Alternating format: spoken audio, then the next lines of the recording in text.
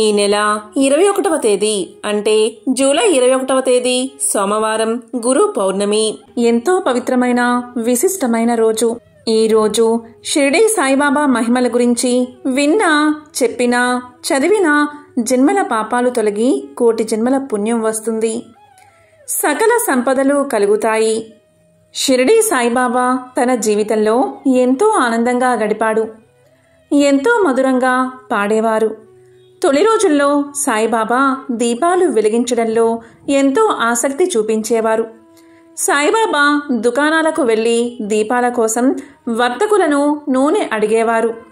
చేతిలో రేకు డబ్బా పట్టుకుని స్వయంగా దుకాణాల్లో తానే అడిగి దానిని డబ్బాలో పోయించుకునేవారు. తరువాత ఆ నూనెను మట్టి ప్రమిదల్లో పోసేవారు. తరువాత అతను ఆ దీపాలను ఆలయంలోనూ మసీదుల్లోనూ దేదీప్యమానంగా వెలిగించేవారు. ఇలా కొన్ని రోజుల వరకు సాగింది. దీపారాధన అంటే బాబాకు ఎంతో ప్రీతి. దీపావళి పర్వదినం రోజు సాయిబాబా దీపోత్సవం చేసేవారు. సాయిబాబా గుడ్డ పేలికలను ఒత్తులుగా చేసి ప్రమిదల్లో పెట్టి నూనె పోసి దీపాలను వెలిగించేవారు. సాయిబాబా ప్రతిరోజు నూనెను ఉచితంగా అడిగితే వర్తకులు కాదు అనకుండా ఇచ్చేవారు. ఒకసారి వర్తకులంతా బాబాకు వ్యతిరేకంగా మారారు. ప్రతిరోజు ఇలా ఊరుకుని నూనె పొయ్యడమేమిటి అని అనుకున్నారు వాళ్ళంతా. తరువాత రోజు బాబా ప్రతిరోజులాగే నూనె కోసం వర్తకుల వద్దకు వెళ్లారు. కానీ వర్తకులందరూ నూనె ఇవ్వడానికి నిరాకరించారు. సాయిబాబా మారు మాట్లాడకుండా వెనుతిరిగారు. మసీదుకు చేరుకున్నారు. ప్రమిదల్లో గుడ్డ పీలికలతో వత్తులు చేసి ప్రమిదల్లో పెట్టారు. ఆ వర్తకులంతా నూనె లేకుండా బాబా ఎలా దీపాన్ని వెలిగిస్తారో చూద్దామన్నట్లు చూస్తూ ఉన్నారు. అప్పుడు బాబా మసీదు గూట్లో నుండి తన రేకు డబ్బాను తీశారు. అందులో నూనె లేదు. అప్పుడు బాబా ఆ డబ్బాల్లో నీళ్లను పోసి బాగా కలియతిప్పి ఆ నీటిని నోటిలోకి తీసుకుని పుక్కిలించి తిరిగి ఆ డబ్బాలోకి పోశారు. ఆ నీటిని ప్రమిదల్లో పోసి దీపాలను వెలిగించారు. రాత్రంతా అవి జ్ఞాన ప్రకాశాలను విరజిమ్మాయి. ఇదంతా చూసిన వ్యాపారుల కళ్లకు అజ్ఞానపు చీకట్లు ఆ వెలుగులో తొలగిపోయాయి. క్షమించమంటూ బాబా కాళ్లపై పడ్డారు. అబద్ధాలు ఆడవద్దని, ఎల్లప్పుడూ సత్యాన్ని పలకాలని చెప్పి బాబా వారిని పంపించారు. నిజానికి సూర్య చంద్రులు అనే ఆకాశ దీపాలుగా నిలిపిన మహిమాన్వితుడికి నూనె దీపాలు వెలిగించడం ఒక లెక్క. బాబా దీపాలు వెలిగించాలంటే నూనె అక్కర్లేదు, సంకల్పం చాలు. కానీ మానవావతారంలో నడిచిన దైవం బాబా. అందుకే మామూలు మనిషిలా నటించి ఎలా బతుకుతాడో జీవించి చూపారు. బాబా భక్తుల్ని సన్మార్గంలో పెట్టడానికి, వారి పాపాలు కర్మల్ని ధ్వంసం చేసి మానవ జన్మను చరితార్థం చేయడానికి అవతరించిన దివ్య పురుషుడు. నిజానికి వర్తకుల దగ్గర బాబా రోజూ తీసుకుంటున్న నూనె బాబా కోసం కాదు, వారి పాపాలు తొలగిపోవాలని. బాబా వారి దగ్గర నూనెను తీసుకుని ప్రమిదల్లో పోసి దీపాలు వెలిగించి వారి పాపాలు దహించుకుపోయేలా చేశాడు. అప్పుడు నిజం తెలుసుకున్న వర్తకులు తాము నూనె లేదని అబద్ధం చెప్పి ఎంతో తప్పు చేశామని పశ్చాత్తాపపడ్డారు. ఇక ఒకరోజు షిరిడీలో ఒక అద్భుతం జరిగింది. బాబా మహానిర్యాణానికి 7 రోజుల ముందు ఈ సంఘటన జరిగింది. ఒక ఎద్దుల బండి వచ్చి బాబా నివసించే మసీదు ప్రాంగణంలో నిలబడింది. ఆ బండిలో ఒక పెద్ద పులి ఉంది. దాని మెడ చుట్టూ గొలుసులు కట్టి ఉన్నాయి. దాన్ని గొలుసులతో బిగించారు. ఆ పెద్ద పులి ఏదో రోగంతో బాధపడుతుంది. ఆ పెద్ద పులిని ప్రదర్శన చేస్తూ దాని యజమానులు జీవనం కొనసాగించేవారు. ఆ పెద్ద పులి యజమానులు తమకు చేతనైనంత చికిత్స చేయించారు. కానీ దాని రోగం తగ్గలేదు. ఆ పెద్ద పులే వారి జీవనాధారం. దాన్ని ప్రదర్శిస్తూ ఊరూరా తిరుగుతూ పొట్ట పోసుకునేవారు. అలా తిరుగుతూ ఉండగా వారికి బాబా లీలల గురించి తెలిసి వచ్చింది. వారు బాబాను దర్శించాలి అనుకున్నారు. వారు బాబా దగ్గరకు వచ్చి బండి నుండి పెద్ద పులిని దించారు. ఆ పెద్ద పులిని చూసి అందరూ భయపడ్డారు. అందరూ ఏం జరుగుతుందా అని విచిత్రంగా చూస్తూ ఉన్నారు. ఆ యజమానులు బాబాకు జరిగిందంతా చెప్పారు. సాయిబాబా అనుమతి తీసుకుని ఆ పెద్ద పులిని బాబా దగ్గరకు చేర్చారు. ఆ పెద్ద పులి బాబా దగ్గరకు వచ్చి బాబా యొక్క దివ్య రూపాన్ని చూసింది. వెంటనే వెనక్కి అడుగు వేసింది. తల వంచి వినయంగా నమస్కారం చేసింది. బాబా పెద్ద పులి వైపు చూశాడు. అది కూడా బాబా వైపు ప్రేమగా చూసింది. పెద్ద పులి తన తోకను కదిలించింది. 3 సార్లు నేలకేసి కొట్టింది. అంతే, పెద్ద గర్జన చేస్తూ ప్రాణాలు వదిలేసి బాబా పాదాల ముందు పడిపోయింది. అది అలా చనిపోవడం చూసి అక్కడ ఉన్న వారంతా ఎంతో ఆశ్చర్యపోయారు. దాని యజమానులు పెద్దగా ఏడవడం మొదలుపెట్టారు. తమ జీవనాధారం పోయిందని బాధపడ్డారు. కానీ ఆ పెద్ద పులి బాబా సన్నిధిలో చనిపోయిందని సంతోషించారు. ఇలా చనిపోవడం వల్ల ఆ పెద్ద పులికి ఉత్తమ గతులు కలుగుతాయని తలచి ఎంతగానో సంతోషించారు. ఆ యజమానులు వెంటనే బాబా దగ్గరకు చేరుకుని ఇలా పలికారు, మహారాజ్, మేము ఇప్పుడు ఎలా జీవించాలి? మీ హస్తస్మర్శతో ఈ పెద్ద పులికి మోక్షాన్ని ప్రసాదించండి అని కోరారు. దానికి బాబా ఇలా పలికారు, మీరు బాధపడకండి. ఇది ఎంతో పుణ్యజీవి. ఇది ఇక్కడ చనిపోవాలని ఉంది. ఇప్పుడు ఇది పరమ సుఖాన్ని పొందింది. దీనిని ఇక్కడ ఉన్న శివాలయంలో నందికి దగ్గరలో పూడ్చిపెట్టండి. ఇలా చేస్తే ఇది విముక్తిని పొందుతుంది. మీ రుణం నుండి, అలాగే మీ బంధం నుండి, మీ వద్ద నుండి కూడా విడుదల అవుతుంది. గత జన్మలో ఇది మీకు రుణపడి ఉంది. ఆ రుణాన్ని తీర్చుకోవడానికి ఇది ఇలా జన్మించి మీకు సేవ చేసింది. అందుకే ఇంతవరకు మీ అధీనంలో ఉంది అని బాబా వారికి వివరంగా చెప్పారు. ఈ అద్భుతం జరిగిన 7 రోజులకే బాబా కూడా తన శరీరాన్ని వదిలేశారు. అందుకే ఈ అద్భుత సంఘటన అందరికీ జ్ఞాపకం ఉంటుంది.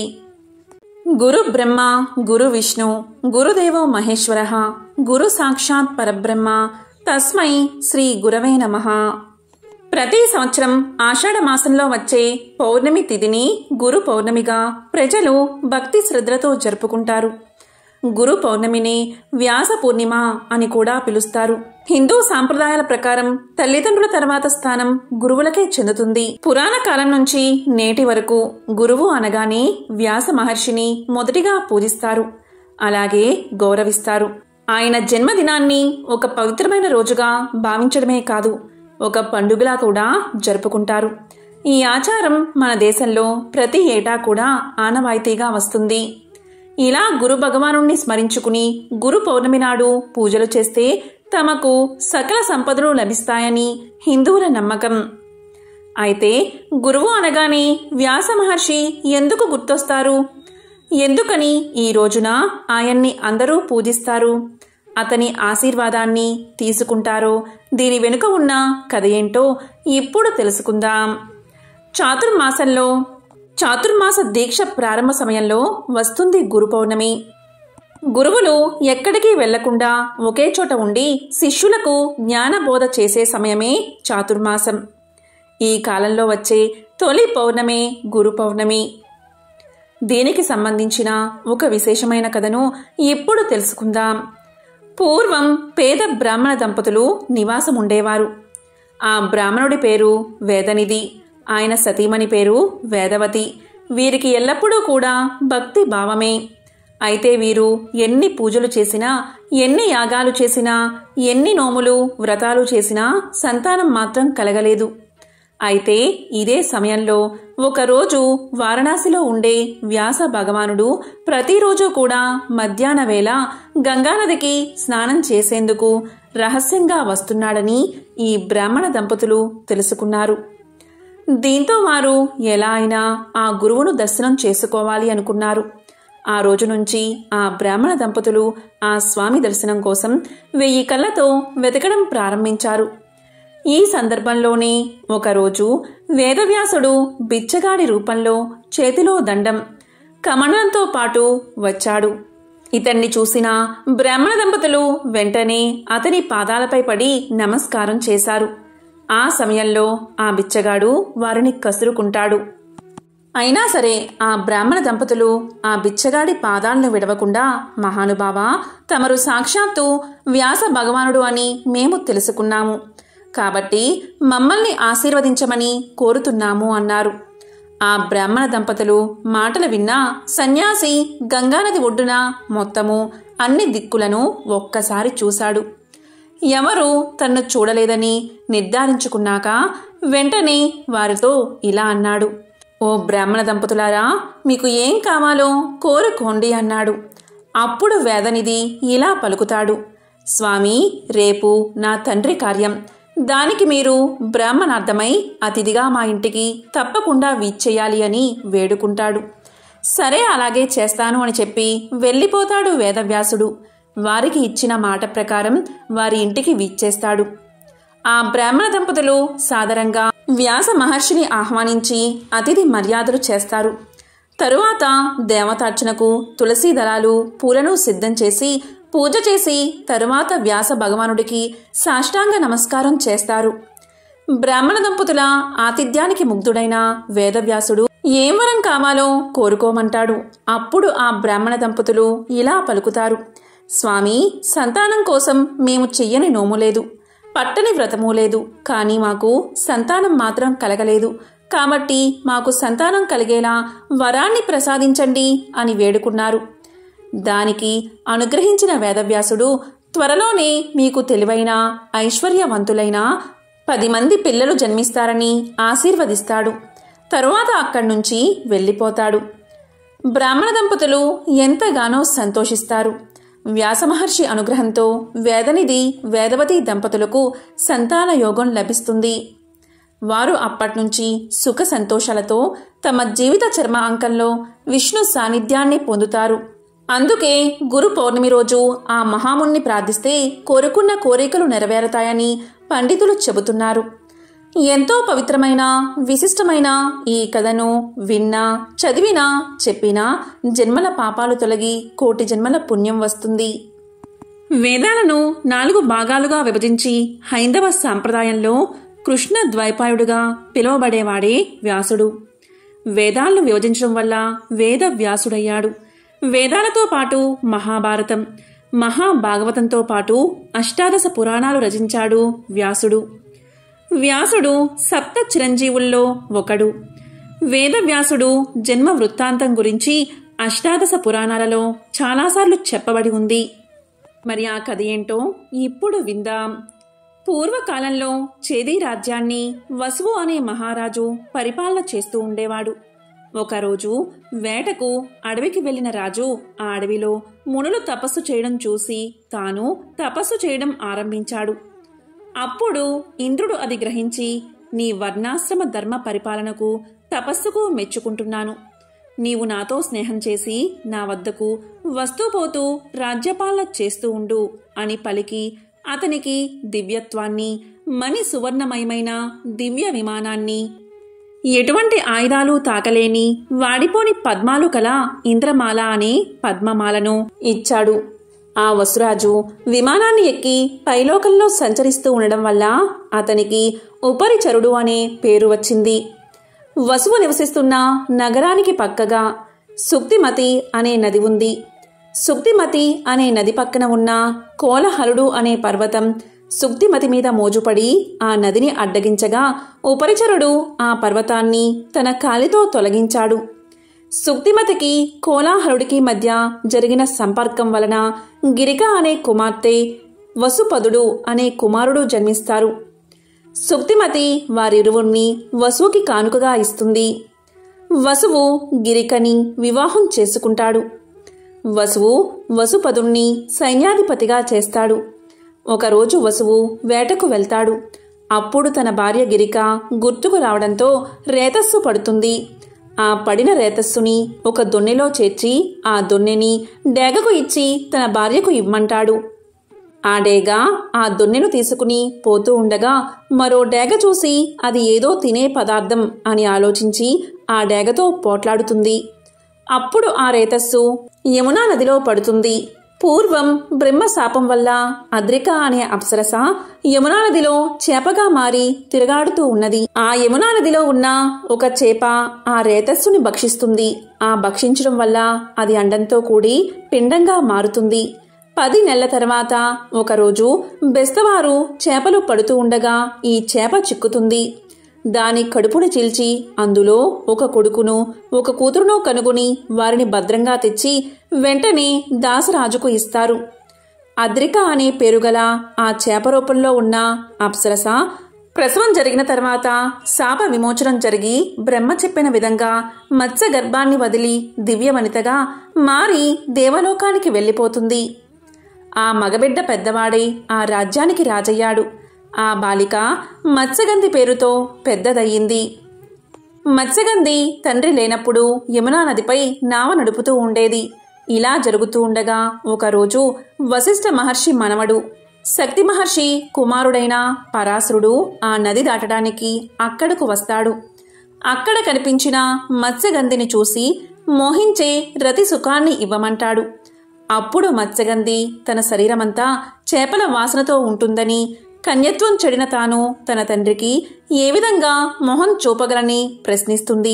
అప్పుడు ఆ మహర్షి ఆమె నుంచి చేపల వాసన పోయేటట్లుగా వరాన్ని ప్రసాదిస్తాడు. సుగంధం వెదజల్లేటట్లు వరాన్ని ఇస్తాడు. అప్పట్నుంచి యోజనగంధిగా పేరు పొందింది. అలాగే ఆమె కన్యత్వం చెడకుండా ఉండే వరాన్ని ఇస్తాడు. తరువాత ఆమెకు తేజోవంతుడైన శిశువు జన్మిస్తాడు. ఆ శిశువు పుట్టిన వెంటనే తల్లికి తండ్రికి నమస్కారం చేసి తపస్సుకు వెళ్ళిపోతాడు. అతని వ్యాస మహర్షి.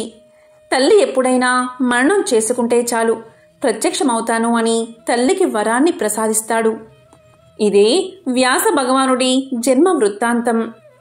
ప్రతి సంవత్సరం ఆషాఢ మాసంలో వచ్చే పౌర్ణమి రోజున అంటే వ్యాస మహర్షి పుట్టినరోజున గురు పౌర్ణమి పండుగను జరుపుకుంటారు. అయితే ఈ గురు పౌర్ణమి రోజు కొన్ని పనులు అస్సలు చేయకూడదు. కొన్ని పనులు ఖచ్చితంగా చెయ్యాలి. మరి చెయ్యకూడని పనులేంటి, చెయ్యాల్సిన పనులేంటో ఇప్పుడు తెలుసుకుందాం. గురు పౌర్ణమి రోజున సూర్యోదయానికి ముందే నిద్రలేచి స్నానం చేయాలి. శుభ్రమైన తెలుపు లేదా పసుపు రంగులో ఉండే బట్టలు కట్టుకోవాలి. గురుదేవుడి విగ్రహానికి లేదా చిత్రపటానికి పువ్వులు పెట్టాలి. పూజా మందిరంలో విగ్రహాన్ని లేదా చిత్రపటాన్ని ఉంచి ఆరాధించాలి. గురుదక్షిణగా పసుపు రంగులో ఉండే బట్టలను సమర్పించాలి.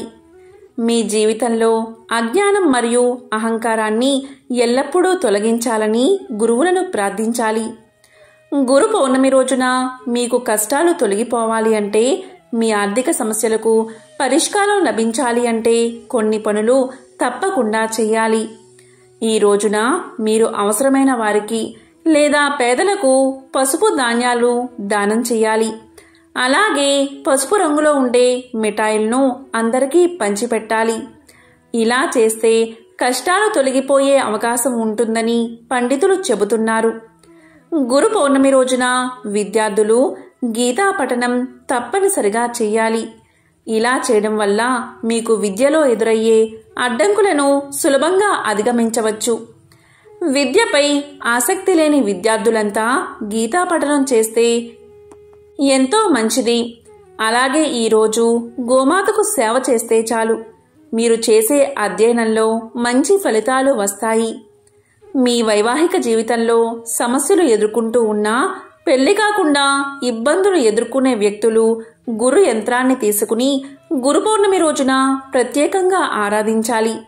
ఈ పరిహారం చేయడం వల్ల మీకు తప్పనిసరిగా విజయం కలుగుతుంది. మీ వివాహ జీవితానికి సంబంధించిన సమస్యలన్నీ తొలగిపోతాయి. గురు పౌర్ణమి రోజు జ్ఞానం మరియు అదృష్టం పెరగాలంటే ఈ మంత్రాలను తప్పనిసరిగా జపించండి. ఆ మంత్రాలు ఏంటి అంటే, ఓం గురవే నమః, ఓం శ్రీం బృహస్పతియే నమః. ఈ రోజున ఈ మంత్రాలను జపిస్తే విజయం కలుగుతుంది. మరి గురు పౌర్ణమి రోజు చేయకూడని పనులు ఏంటో కూడా ఇప్పుడు తెలుసుకుందాం. గురు పౌర్ణమి రోజున నల్లని రంగులో ఉండే దుస్తులు ధరించరాదు. గురు పౌర్ణమి రోజు మద్యం, మాంసం జోలికి వెళ్ళకూడదు. అదేవిధంగా అబద్ధమాడకూడదు. ఎవరిపైనా కోపగించుకోకూడదు. మనం ఏ రంగంలో విజయం సాధించాలనుకుంటున్నామో ఆ రంగాలలో గురు శిక్షణ తప్పనిసరి. మన యొక్క నైపుణ్యాలను మరింత మెరుగుపరిచి మనలోని వివేక జ్యోతిని వెలిగించి ప్రగతి పదంలో నడిపేవాడే గురువు. గురువులో గు అంటే అంధకారం లేదా అజ్ఞానం, రు అంటే అజ్ఞానాన్ని తొలగించేవాడు అని అర్థం. పురాణాల ప్రకారం వేదాలను 4 భాగాలుగా విభజించి సామాన్యులకు చేరేలా చేసిన మహానుభావుడే వేద వ్యాసుడు. రోజు తెల్లవారుజామునే స్నానం చేసి శుభ్రమైన బట్టలు కట్టుకోవాలి. ఈరోజు పూజా మందిరంలో కానీ వీలైతే విష్ణు భగవానుడి ఆలయానికి వెళ్ళి స్వామిని దర్శించాలి. అలాగే పూజించాలి. మీ గురువుల వద్ద ఆశీస్సులు తీసుకోవాలి. గురు పౌర్ణమి అంటే షిరిడీ సాయినాథుడికి ఎంతో ఇష్టమైన రోజు. ఈరోజు సాయినాథుడి భజన చేస్తే కుటుంబంలో ఎలాంటి కష్టాలు ఉన్నా తొలగిపోతాయని చాలామంది నమ్మకం. కాబట్టి ఎంతో పవిత్రమైన విశేషమైన గురు పౌర్ణమి రోజు ఎంతో విశేషమైన ఈ కథలను విన్నా, చదివినా, చెప్పినా, వినిపించిన సకల శుభాలు కలుగుతాయి. జన్మల దోషాలు తొలగి కోటి జన్మల పుణ్యం వస్తుంది. ఓం గురవే నమః.